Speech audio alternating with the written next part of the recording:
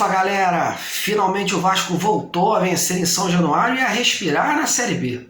Depois das derrotas contra Operário e Avaí jogando em casa, o time de Marcelo Cabo bateu o CRB por 3-0 e consegue afastar a crise que rondava a colina e também a subir na tabela.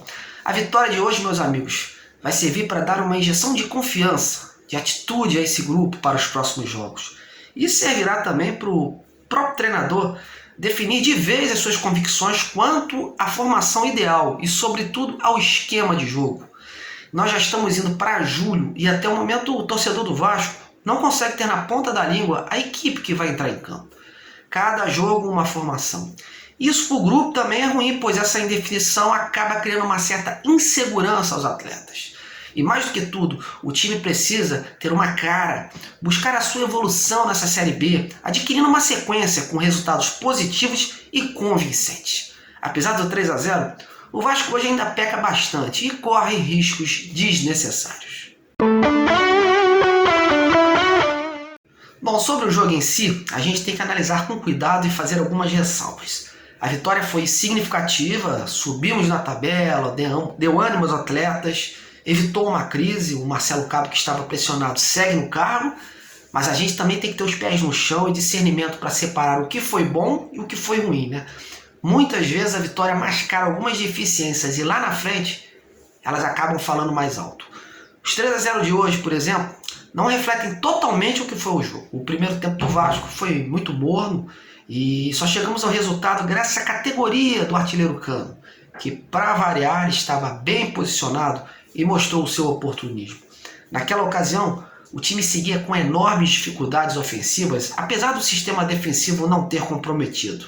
Já o segundo tempo, após um começo irregular, onde o CRB quase empatou e chegou a meter 2 bolas na trave, o Vasco começou a crescer após a entrada do Léo Jabbar, que deu mais solidez ofensiva.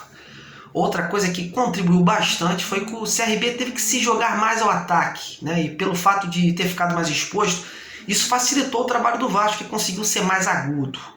Outras constatações dessa partida de hoje. A volta do Leandro Castan ajudou muito na solidez defensiva também. Ele teve alguns momentos de desatenção, mas brigou bastante e fez faltas necessárias para cortar as jogadas do CRB. Eu gostei também das partidas do Matheus Nunes, o MT, do Riquelme e do Bruno Gomes.